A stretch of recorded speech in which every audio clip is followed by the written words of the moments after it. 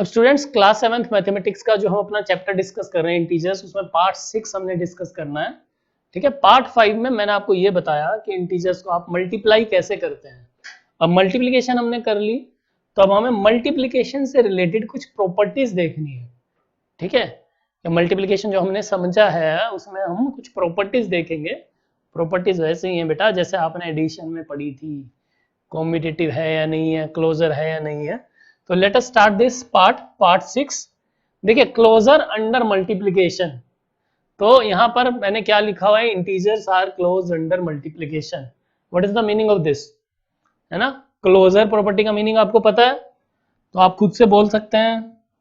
हाँ जी, क्या होगा कि अगर मैं दो इंटीजर्स को मल्टीप्लाई कर रहा हूं तो इंटीजर्स, यहां पर हम सिंगुलर यूज कर लेते हैं। What do we have, integer into integer gives you another integer.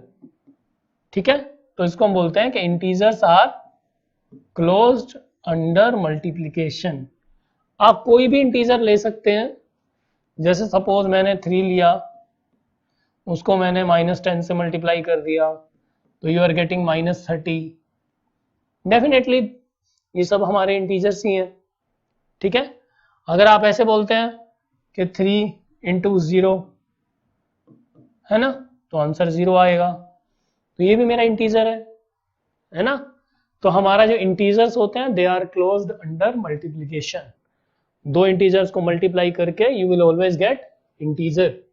Next is commutative property. Multiplication is commutative for integers. ठीक है, इसका मतलब क्या है, देखिए हमने एडिशन में भी पढ़ा था कि addition is commutative. Similarly I can say multiplication is commutative. तो इसको क्या लिखेंगे हम बेटा, a into B is always equal to b into A. It doesn't matter कि मैंने पहले a को b से मल्टीप्लाई किया या b को a से मल्टीप्लाई किया। What is the meaning of this, आप कह सकते हैं कि 3 into -2 is equal to -2 into 3। ये मैटर ही नहीं करता कि मैं ऐसे बोल रहा हूं कि -2 इंटू 3 है या 3 इंटू -2 है, दोनों सेम है, बिकॉज दोनों का आंसर क्या आएगा आपका, -6। तो you can multiply integers in any order, that is called commutative property. बहुत इंपॉर्टेंट है ये, सीनियर क्लासेस तक आप इसको यूज करेंगे। कम्यूटेटिव किसी ना किसी सेंस में हमारे सामने आती रहती है। Next is multiplication bye 0।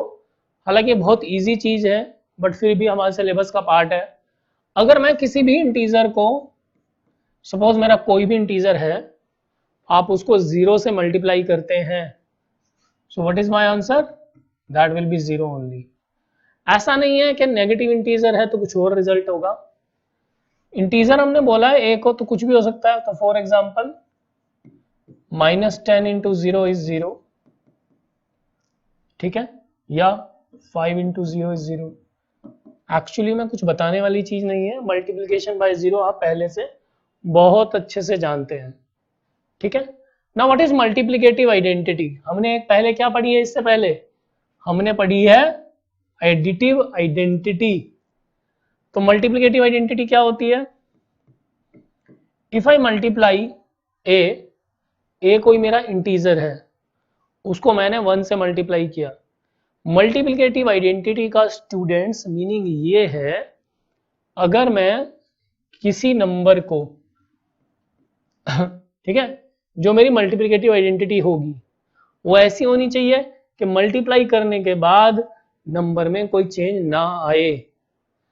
तो ऐसा सिर्फ 1 के साथ पॉसिबल है ना। मैं फॉर एग्जांपल आपको दिखा रहा हूं, -12 को अगर मैं 1 से मल्टीप्लाई करता हूं तो आई गेट -12 ओनली, नंबर में कोई भी चेंज नहीं आया। ठीक है, तो आपको ध्यान रखना है 1 is the multiplicative identity for integers and 0 is the additive identity for integers। ठीक है, तो आप यहां पर मान लीजिए कर रहे हैं 10 into 1, that gives you 10 only। तो this is our multiplicative identity for integers. ठीक है, नाउ व्हाट नेक्स्ट। अगर हम बात करते हैं एसोसिएटिविटी की, कम्यूटेटिविटी के बाद एसोसिएटिव प्रॉपर्टी इंटीजर्स में हमने एडिशन में भी याद करो ऑलरेडी डिस्कस की हुई है। ठीक है, so the product of three integers does not depend upon the grouping of integers and this is called associative property. For example, if I say a into b into c is equal to what? a into b into c. अब इसका meaning क्या है आपको पता है। देखिए, इस case में मैंने इन दोनों को पहले मल्टीप्लाई किया, बाद में a से करूंगा। इस केस में पहले इन दोनों को किया, बाद में मैं सी से करूंगा। फॉर एग्जाम्पल ले लेते हैं, एग्जाम्पल लेते हैं। फॉर एग्जाम्पल मैंने लिया 3 इंटू 4 इंटू 6 लेटस से। अब मैं इसको इस तरह से मल्टीप्लाई करूं तो क्या हो जाएगा, ये पहले ये मल्टीप्लाई, तो क्या बना, this gives you 3 into 24 which is equal to 72। अगर if I am multiplying this way, अगर मैं इस तरह से मल्टीप्लाई करूंगा, so that is 3 into 4 into 6, same numbers को, दैट इज 3 इंटू 4 इंटू 6 को पहले ऐसे अब ऐसे, तो ये कितना आया 12 इंटू 6। तो आप देख सकते हैं दोनों आंसर्स मेरे सेम हैं, that is 72। a into B into C, इसको पहले करो या इसको पहले करो, आंसर आपका सेम आएगा। So we can say that integers भी एसोसिएटिव प्रॉपर्टी को सेटिस्फाई करते हैं। ठीक है, the product of three integers does not depend on the grouping of integers and this is called associative property for multiplication. अब students, एक और property हमारी रहती है जो बहुत इंपॉर्टेंट प्रॉपर्टी है, दैट इज डिस्ट्रीब्यूटिव प्रॉपर्टी।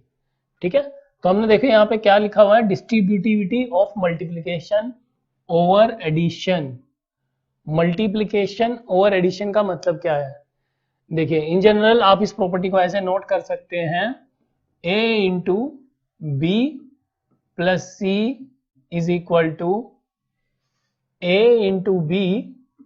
देखिए पहले हमारे पास ब्रैकेट के बाहर क्या है, a, ये मल्टीप्लाई हुआ b से, देन आप लगाएंगे यहाँ पर plus, then a into C, तो a into B plus a into C, तो ये हो गया मेरा मल्टीप्लिकेशन ओवर एडिशन। डिस्ट्रीब्यूट कर दिया हमने मल्टीप्लिकेशन को ओवर एडिशन। इसका मैं आपको एक एग्जांपल भी दिखाऊंगा, उससे पहले आप ये भी नोट कर सकते हैं,